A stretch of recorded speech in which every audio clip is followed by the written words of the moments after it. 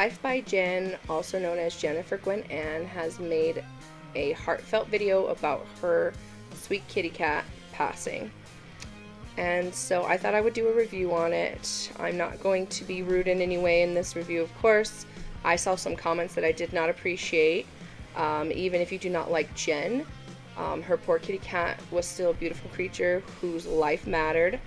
And someone had said they had wished the cat had died, or they were happy that the cat had died. And I think that's horrible.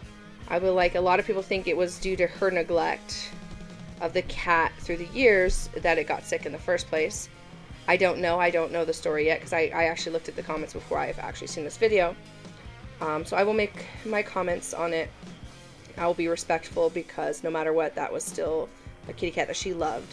And if one of my kitty cats had passed away, I would break my heart too. So let's start this video and see how it goes. Hey everyone, and welcome to my channel. For my regular subscribers and my regular viewers, welcome back. If you're new here, welcome to you as well. My name is Jennifer, and this is my channel. Today's video is going to be different from usual videos that I post, and for one reason or another, I have tried to video this several times today, and I'm hopeful I can make it through this take. I'm not sure. It may take me a few cuts to do so, because the tears are going to be flowing. So if sobbing and crying trigger you, you may not want to watch this video, because I can guarantee you there will be crying. I've known for some time that I was going to have to make this video, but I kept hoping that I could avoid it for as long as possible.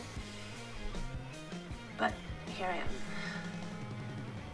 On Thursday, April the 2nd, my sweet little Piggy crossed over the Rainbow Bridge, and I'm positive he was greeted with open arms by my mom, who is now giving him endless cuddles and love, and keeping him company until I can be with him again. I've had a lot of people ask me where I've been, where I vanished to this time. Vanishing has become pretty common for me these days. It is my response to avoiding the shittiness that is my life, the shittiness that is my diet. The diet has become, or still is. Oops. That's not what I meant to do. This is just going to be a sit-down, frank talk. I'm not going to sugarcoat nothing. I'm just going to tell you, be extremely real with you and raw, because that's exactly how I'm feeling right now. Like I said, my vanishing in the past has been ways of avoiding the reality. Which, I mean, if I'm being honest, I get it, because sometimes I want to do that, like when my week doesn't go per plan, and I know that whatever information I give isn't going to be good, at least not for myself, you know, then I usually tend to be like, oh, well, I just won't make the video then, let's just wait. But, you know, I still do it, because I feel like even in times of hardships, if you have people that support you, it's good to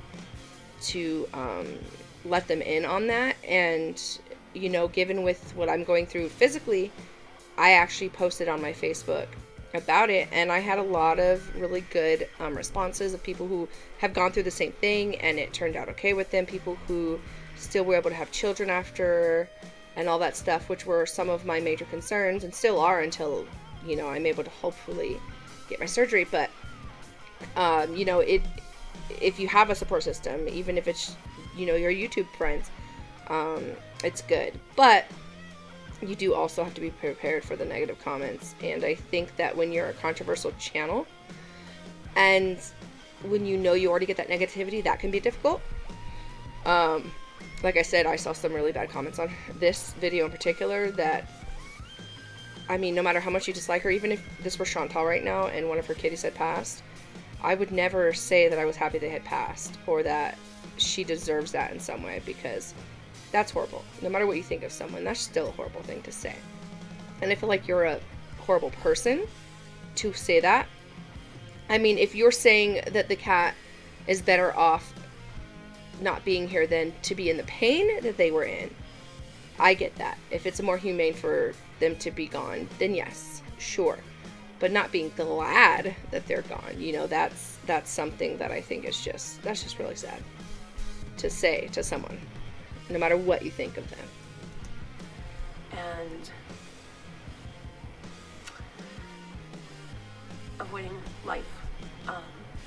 If I don't have to deal with it, I can pretend it doesn't exist. I learned that from a very young age. My dad taught me that.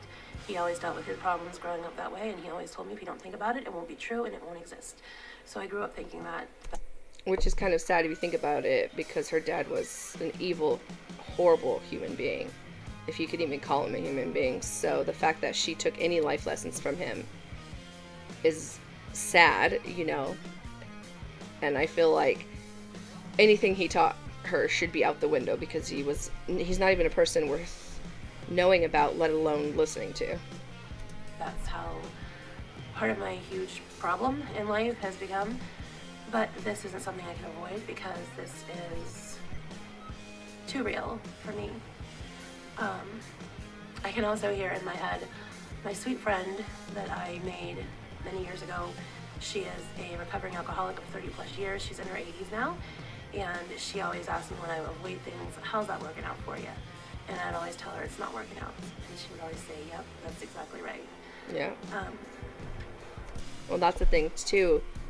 Avoiding something, even if that's through drugs or alcohol, does not make it go away. And a lot of times when you implement the avoidance with drugs and alcohol, it makes it worse. And then the problems amplify, and then you get added problems to that. And believe me, I have family members who are going through that right now. You know, they use that as a form of coping, and it does nothing for them. And avoidance does nothing. That's why therapy is always a good idea. As hard as it is, you know, talking to someone, getting that support will be so much more beneficial than just ignoring it and hoping it'll go away. Because she's right, that doesn't happen. So in an effort to stop avoiding, I'm sitting down with you guys and doing this video. I have my cup of coffee and my decaf cup. So for anybody who knows me, they understand the relationship I have with my cats. They're not just pets or objects that I share space with. They are part of my soul, and I feel connected to them. I couldn't love them anymore if they were a human child. I don't have human children, but I can't imagine feeling a deeper love for anything than I do my cats. I form attachments very easily, whether it's to animals or to humans, and I love deeply, and I don't do well when people or animals leave my life. It is very emotional, and for that reason, a lot of times I avoid forming bonds with people, forming bonds with pets, because I am fearful of how I'm going to feel when they're no longer in my life. And that is just a part of life. We all have gone through it, whether it's losing a person or a pet. It's just something you can't avoid. So let me talk a little bit about my Piggy. For anybody who is new to my channel or has not heard me talk about my baby before, Piggy was 15. Well, he would have been 15 this summer. He was a stray when I found him. And he came to me at a time where I was getting ready to lose my previous cat that I had for 17 years, Smokey. And I am pretty sure that God sent Piggy to me to help me deal with the loss of Smokey. And my mom actually found him outside, and she didn't want to tell me because she knew I was going to want him, because he was this chubby little ball of fluff. And cute. My mom just knew me, and she knew that I would want him. So against her better judgment, she gave in and let me keep Piggy. Yeah, it's funny when I think about, like, my childhood, you know, there would always be some cat that we would find. And my mom could never say no. So we always ended up with, like, multiple cats at a time. Now, mind you, my mom wasn't the best cat owner. You know, we never took our cats to the vet. None of our cats were fixed. And a lot of the times when we ended up with too many, we'd have to take them to a shelter or the pound, you know. And I just remember that as a kid, so that's something that I told myself as an adult I wouldn't do.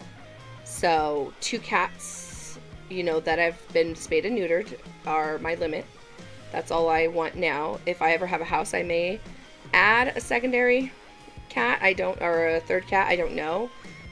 But for now, I'm happy with the yin and yang. They're great kitties for the most part.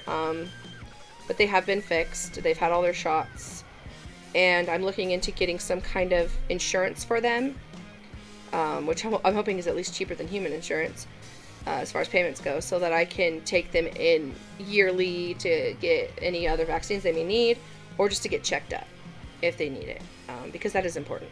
And that's another reason I don't want multiple cats either, because if they were to get sick, that would be a lot of cats I'd have to take in, and I could not afford that. But for now, my cats are healthy and happy, and they love driving me nuts, which they're very good at. But yeah, I get that, like, the love of cats, you know, and I've always been a cat person. So yeah. And at first I would just bring him in the daytime, and I would feed him, which is how I got his name, Piggy. Even as a little kitten, he'd eat a whole can of cat food. His little tummy would get so hard and he'd get so full, and then he would sleep in my arms the whole day. And being in the situation that I was in, being housebound, I spent 24 hours a day with him. And most of my life, even up until he passed, there were a few years where I was going to school and I was active and I wasn't home a lot, but for the most part, I was with him most of the day, every day of my life, every day of his life. And so the attachment that we grew together, the bond that we shared, was a lot deeper than just a common house cat. He was my baby in all sense of the word. I would have literally stepped in front of a bus if I knew I could save him.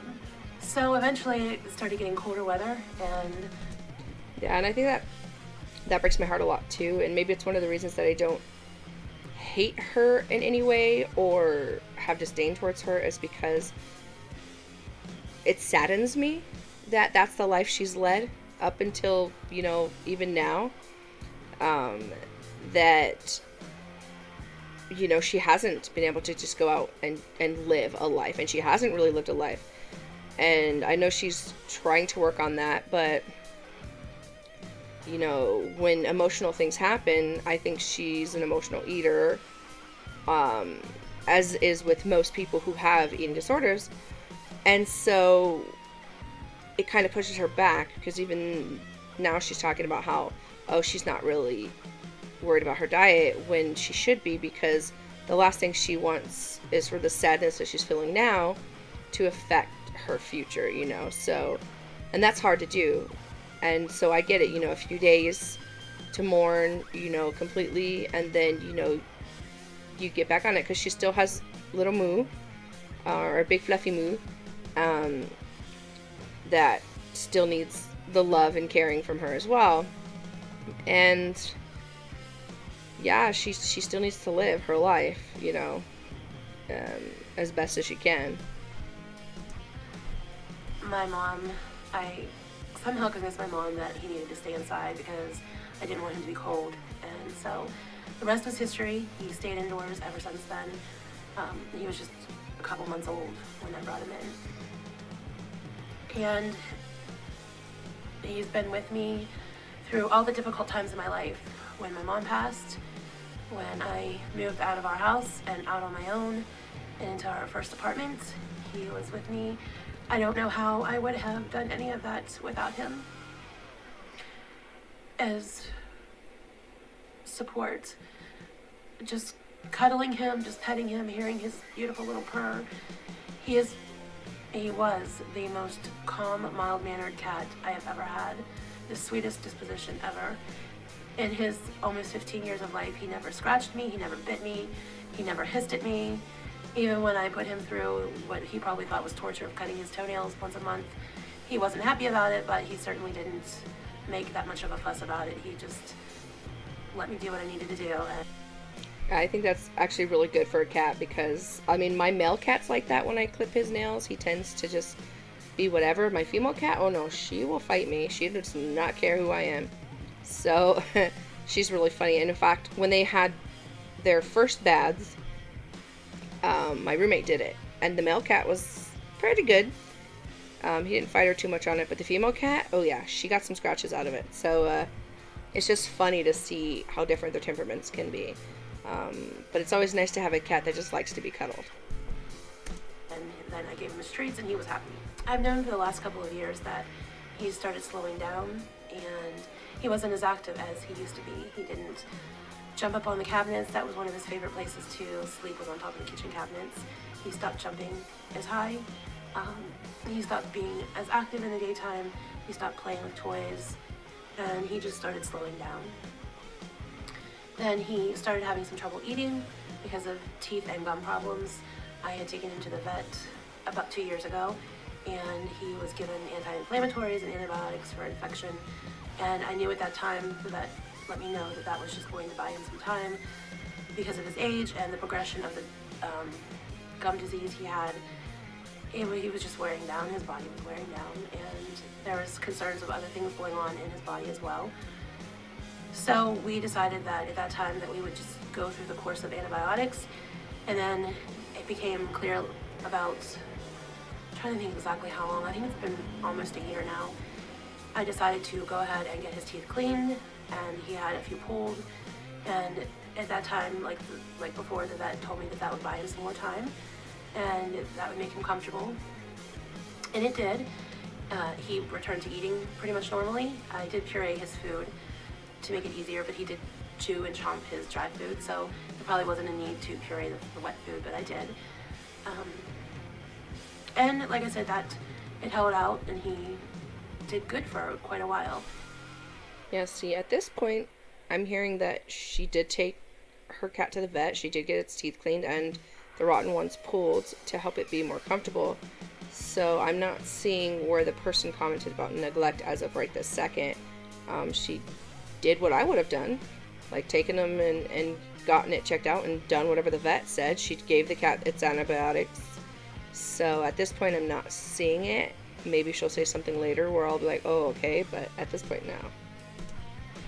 Then the month of February, he had a bad month, and he lost quite a bit of weight, and I knew his gum problems were coming back because he started getting really picky about his food again. When his teeth problems would start, he would get real picky about what he wanted to eat. He would only want, it comes in a pouch, it's actually a cat treat. It's a lickable cat treat, it's called Delectables, and that was the only thing he would eat, with maybe a couple little crunches of dry food, but I would just feed him the pouches of the cat treat because he wouldn't eat much of anything else. He might eat some deli meat or some chicken, but that was about the extent of it for the month of February. And he lost a lot of weight. Then towards the beginning of March, he actually put on a little bit of weight, and he started eating really well. And then again, by the middle of March, it started going downhill again. So the middle of March came, and he stopped eating again, pretty much. It was back to his little delectable pouches, and that was about it. The last week of March was really difficult. He was having a really hard time eating. His mouth was hurting again on the opposite side. He was pawing at it. So I took him back to the vet, and I have the most awesome vet in the world. He is the most caring, empathetic, sympathetic person that you have ever wanted to meet, to animals and to humans. He saved the life of a goldfish. I mean, like, what vet does that, right? Mm-hmm. And he always takes the time to sit down with me and give me the options, but be honest with me. So we talked about what the best course of treatment would be for him. And like we talked about before, we knew that there wouldn't be any turning his health around, and there wouldn't be any like long-term life for him. But he gave him on Monday, and this actually happened this past Monday, he gave him another shot for the infection in his teeth, his gums, and he hoped that that would draw out the infection and he'd be able to eat and again buy him a little bit more time. But he was concerned with the amount of weight that he lost, because he lost a lot of weight. He was just basically fur and bones at this point. Yeah, see, and like with animals and stuff, you can typically tell when they've kind of just let you know that they're ready. You know, especially when they lose their appetite. That's a sure sign that if it's not something that can be dealt with, that it's going to go downhill for them. especially an animal who, prior to that, loved to eat. And so that's a very telltale sign that, he just wasn't feeling good, and wasn't, didn't have as much time left as maybe I'm sure she'd wanted him to. But I mean, almost 15 years is a good life for a cat. It really is. And we had talked about if this would work and he could gain some weight back, that perhaps we could repeat the teeth cleaning and he would pull some more teeth, and maybe that would extend things a little bit more for him. So he came home on Tuesday. Well, he came home after the appointment on Monday. Then Monday he was kind of quiet. Monday evening. Then Monday evening into Tuesday he ate pretty well. He had 3 packets of his delectables. I gave him something. I don't know. I think it was roast beef I gave him, or chicken. I can't remember. I gave him something else, and he ate a couple little bites of it. But I could tell that his mouth still hurt. But he did eat, which was good. And then Tuesday evening, it was kind of like his last little hurrah. He always loved when I would open the front door and I'd be talking with my neighbors. He loved to run into their apartments and look around. And my one neighbor especially, he loved to run into her apartment. She would let him just walk around in the apartment. And what concerned me, I knew it wasn't a good sign, was he peed on her bed. And that just was not like Piggy. And then she found him. When she found him, when we went to see what he was doing, he was in her toilet drinking out of her toilet. So I don't understand why that happened, because he had a clean litter pan and water here. So I knew that, like I said, I knew Tuesday it wasn't doing. And for the last week before this, he had been sleeping in our bathtub, and just the cold, hard bathtub. I tried to put a towel in there for him to lay on.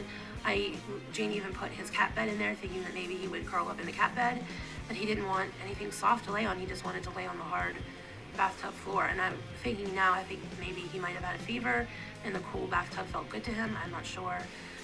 But that's where he spent all of his time. He would come out to get little nibbles of food. Yeah, which honestly, that would be logical, because usually with an infection comes a fever. And that's how your body fights it off. So that would be logical in thinking that that's probably why, and that's why he wanted the cool spot, was because he did have a fever. Although I would think that the doctor would have said that, the vet would have noticed that, but maybe it didn't develop until later. I don't know. And then he would run right back into the bathroom, into the bathtub.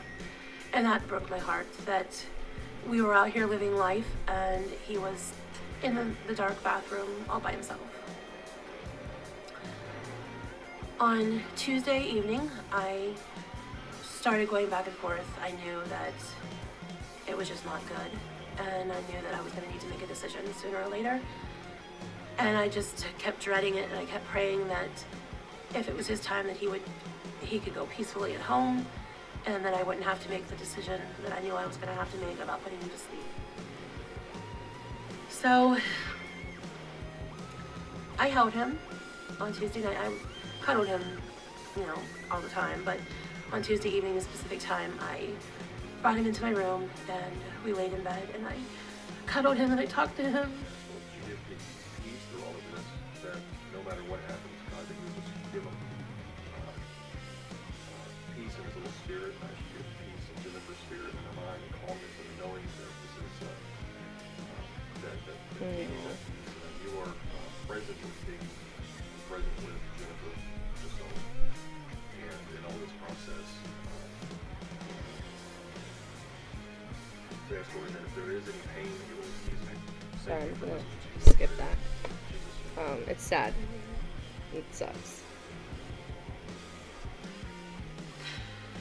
And I told him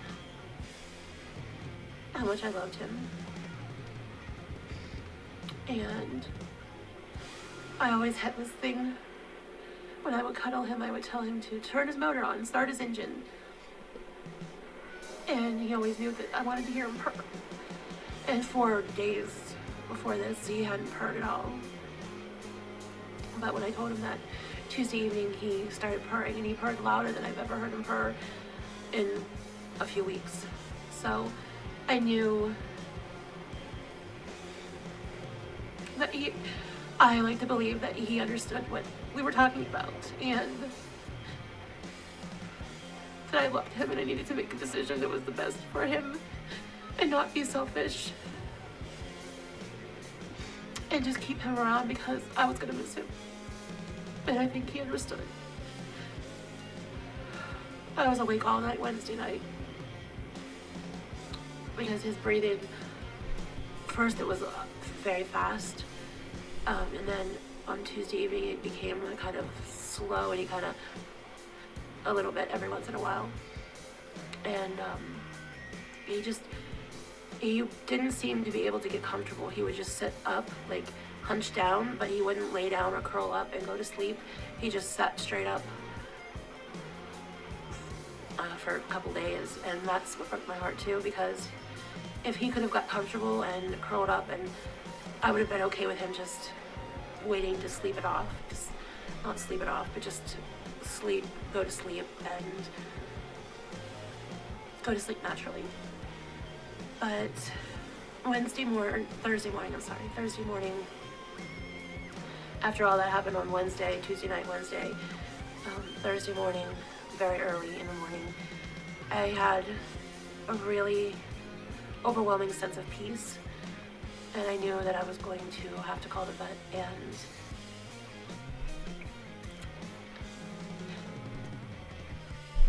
I think that once you're able to realize that there is a way for his suffering to end and for him to be at absolute peace, then I think that's why the peace came for her at that moment, because that's when she knew that, yeah, this is something I'm going to do for him.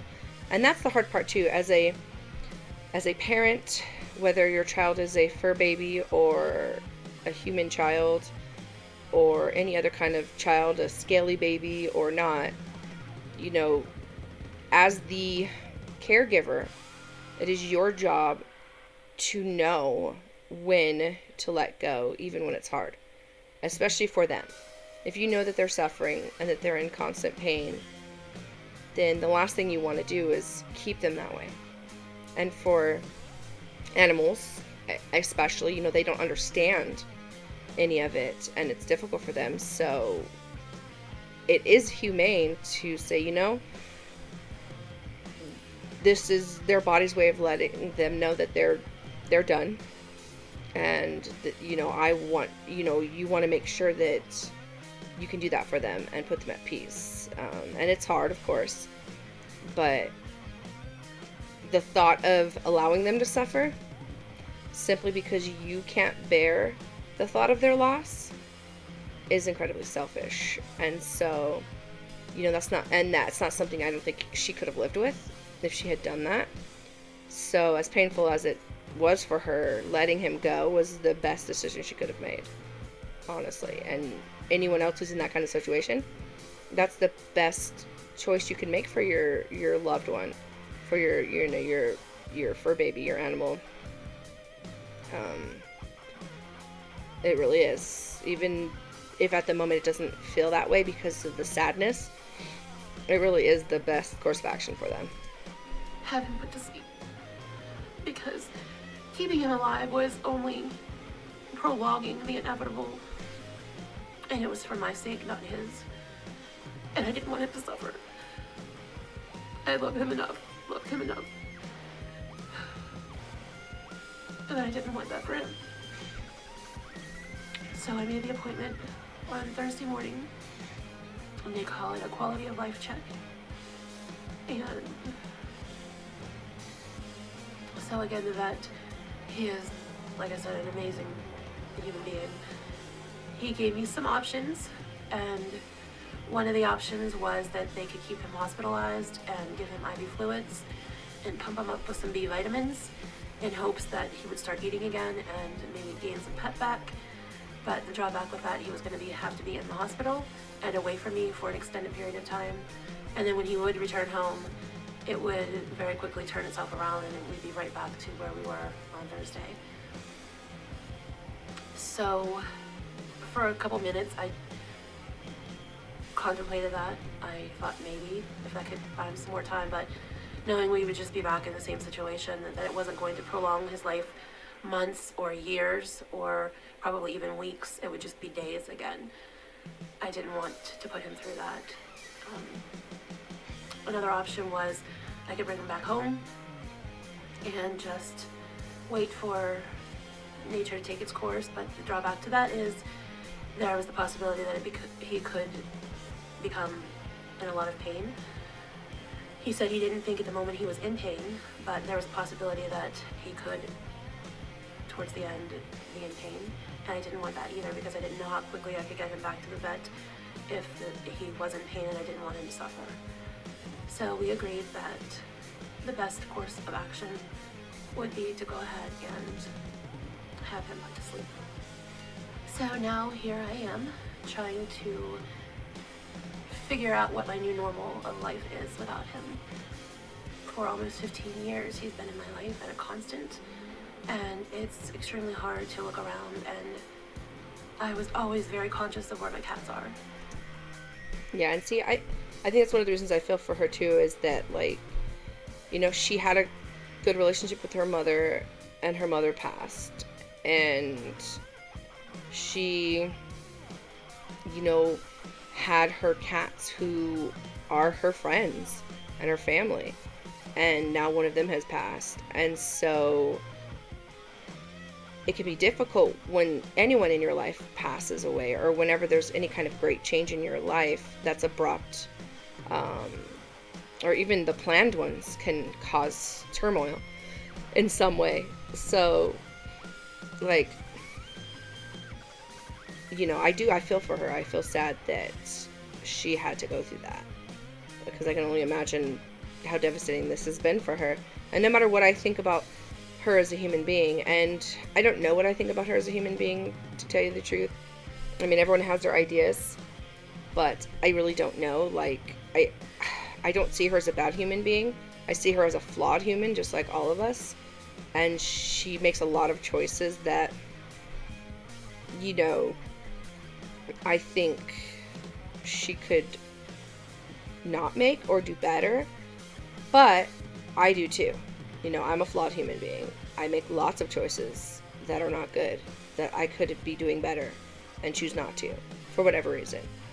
And so to be cruel to her for that, I feel is wrong. And, you know, a lot of people want to put in their reasoning for her being the way she is or doing the things that she does. And they're only projecting their own feelings as to why she does these things, or why she is the way she is. And a lot of the times they can put in negative things, but no one truly knows the truth. You know, people can say, oh, well, I know she's this way because A, B, and C, but you're just assuming at this point. And so, I don't know. I don't know what my opinion of her is as a human, but just in general, you know, I do feel sad for her, for the loss of Piggy, and, you know, her having to go through this devastation. It sucks. I always check on them in the middle of the night when I get up. I check on them during the day. So not having him here has been very difficult. And I just miss his sweet little purr and his sweet little face. And Moo, last night, he would look around, and then he would come over to me and I'd hold him, and he would just look around and he was looking for his brother. Hang on and I'll check it. There's my Mr. Moo. It's so sweet. He's more interested in what's going on out the window at the moment. You know, look at the camera. Beautiful cat. He's always got that deer in the headlight look. Don't you? It's like my little boy. So we're Derpy. trying to figure out what life is without brother, huh? Without brother cat. Are you gonna look at the camera? Maybe Cat Daddy will walk over there behind the camera, so he'll look over towards the camera. Hold on. Look at Cat Daddy over there. Oh, There's Cat Daddy. Look at Cat Daddy. sweet boy. Look at Cat Daddy. Oh my Look. goodness. It's funny, like you can see how his little demeanor totally changed the moment. That is funny. What a pretty cat. He's There's my gorgeous. pretty boy. Thank you, Cat Daddy. That is a gorgeous cat. As you guys know, he's not a camera cat. He's not a sociable boy.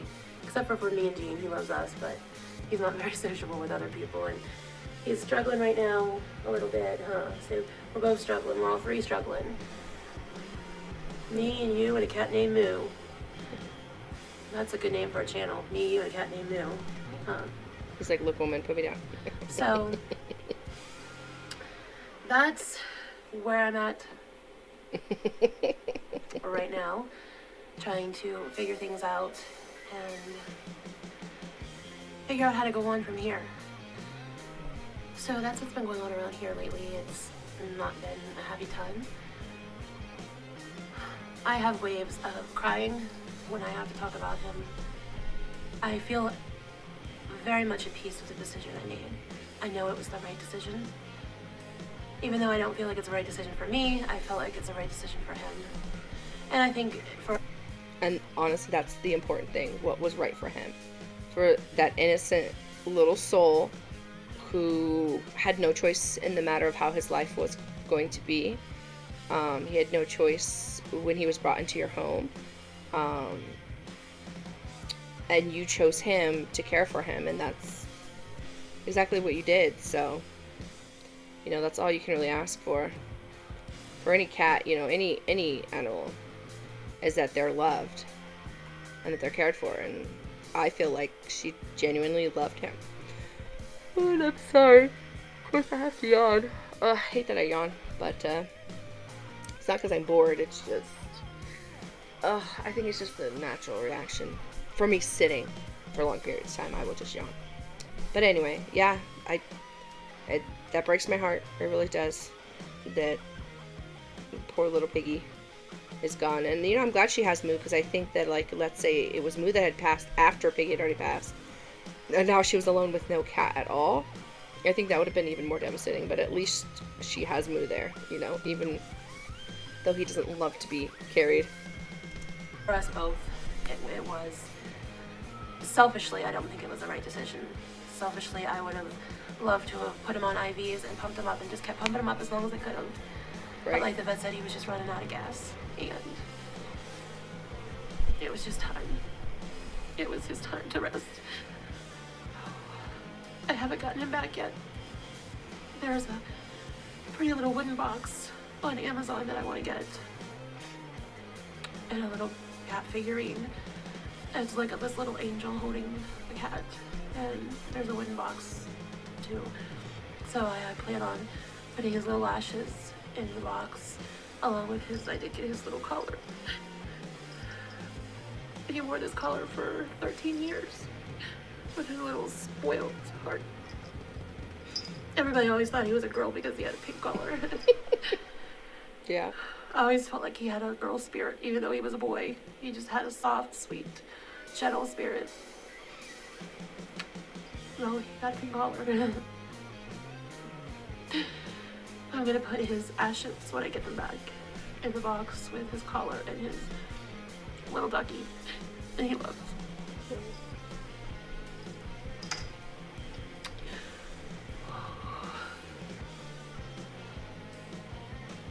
I do want to say thank you to a couple people, and I don't want to name names because I didn't ask if it was okay, who have sent me some money through PayPal to help cover the costs of the vet bill as well as the cremation. I appreciate that so much. It means more to me than you know because it became quite expensive. Yeah. With the vet visits, it kind of tapped me out, but I don't regret it. I would do it all over again because he was my baby. Yeah, and see, that's nice too. That's another way you can get support. you know, is sometimes financial support is, you know, amazing. Because I get it, you know, hospital bills are insane, whether you're a 20-pound cat or a 300-pound woman, you know, like such as myself. You know, it can get expensive. I mean, unfortunately in our country, we haven't figured that out yet, how to stop making it for profit and just make it about the people. But yeah, so I think it's great. I think it's great that people helped her out financially. So where do I go from here? I don't know.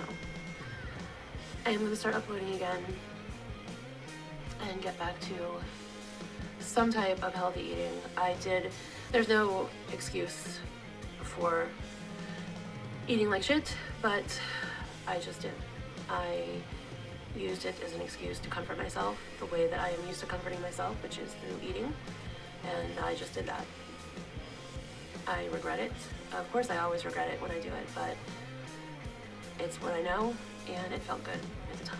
So there you have that. I'm not doing well in that area as well. I plan on spending the next few days trying to work on myself and figure out what comes next. I want to start uploading again. I keep saying that.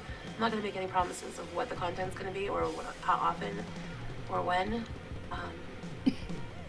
When I feel I am ready and when I feel like uploading a video, then I will be here. And I will do a weigh-in coming soon, and we'll talk more about that in another video. I'm going to leave you guys with some pictures of Piggy through the years, and I'm going to read the Rainbow Bridge poem for you. And I just want to say again, thank you for everything you guys have done, and for being there, for supporting me, for those of you who have donated money to help with my expenses. I appreciate you guys so much.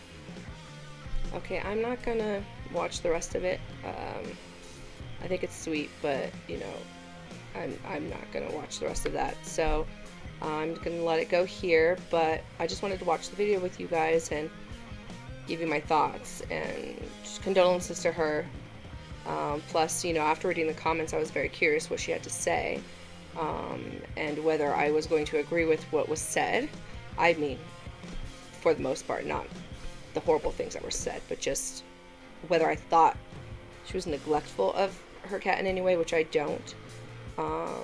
And yeah, I'll probably respond to a couple more videos today. I know she has one that she uploaded, not sure exactly when. I mean, after this one, of course, that I'm going to respond to. But yeah, other than that, I hope you guys enjoyed this video, and please comment below and let me know your thoughts. Please subscribe if you haven't done so already. And thank you guys very much.